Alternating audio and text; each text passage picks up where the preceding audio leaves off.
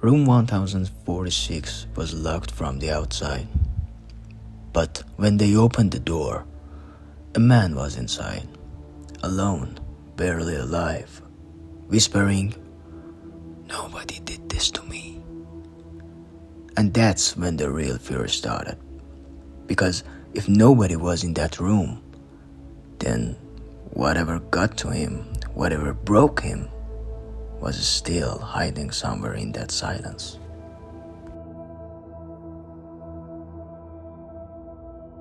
January 2nd, 1935. A silent man walks into the President Hotel.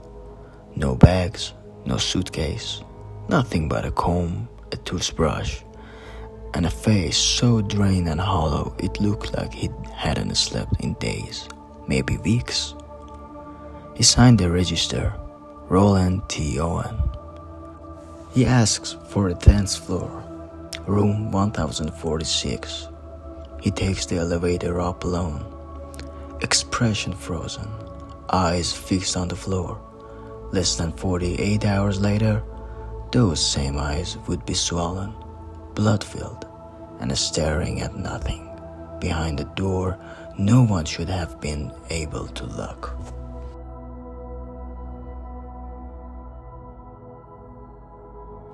Late at night, guests heard him talking to someone, not arguing, not chatting, whispering like a man negotiating his own fate. His voice trembling, "No, don't come here. I told you not to. I'm not hungry. Fine, I'll do it." Every sentence sounded like submission, like he was obeying someone he feared more than death. The next morning, the maid found him sitting upright in the dark, hands on his knees, body perfectly still, like a child waiting for punishment that he knew was coming.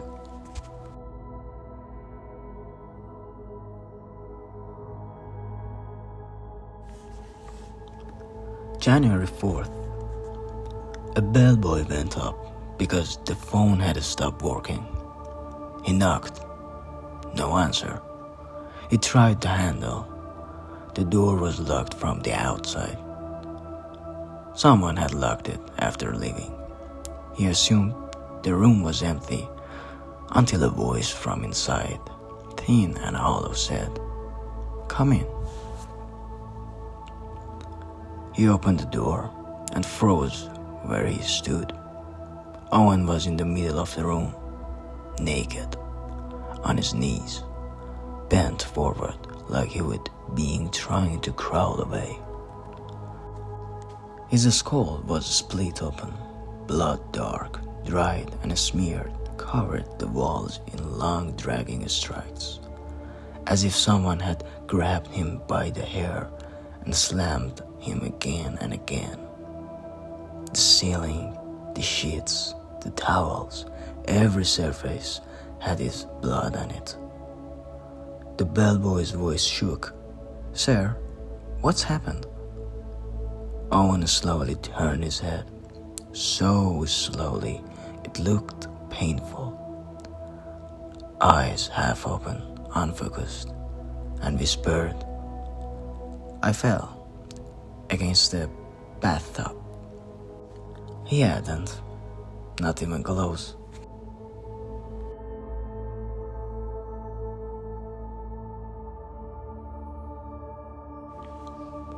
When police arrived, the door was still locked from the outside.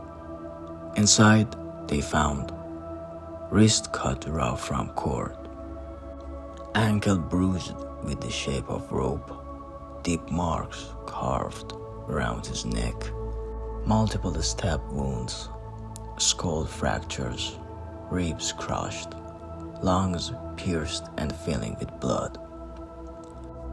Every injury was fresh. Every wound looked deliberate. This man had been tortured, methodically, slowly, by someone who stayed close enough to hear him breathe. But there were no sign of anyone else inside. No second set of footprints, no foreign fingerprints, no weapon, just a broken man and a locked door.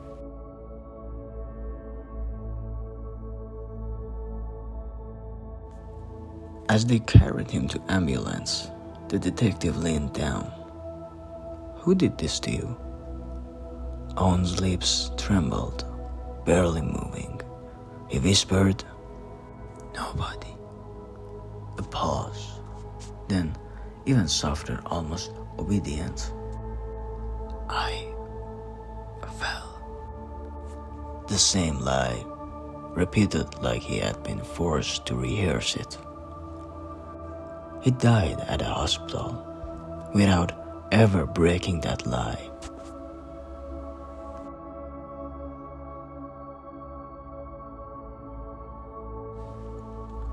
When police tried to identify him, they found nothing. No Roland T. Owen, no record of his face, no matching fingerprints, no missing person report. His clothes had every label cut out. His suitcase was gone. His ties, buttons, stitchings, all stripped of anything traceable. Someone had erased him before they even killed him. Then the hotel received an anonymous call. "Don't bury him in a cheap coffin. He deserves better." Cash arrived by mail, enough for a funeral. No sender, no return addresses. Just a note. "Love forever, Louis." To this day, nobody knows who Louis was. Nobody knows who paid for the funeral.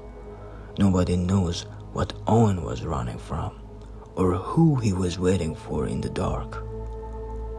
What happened in room 1046 was real.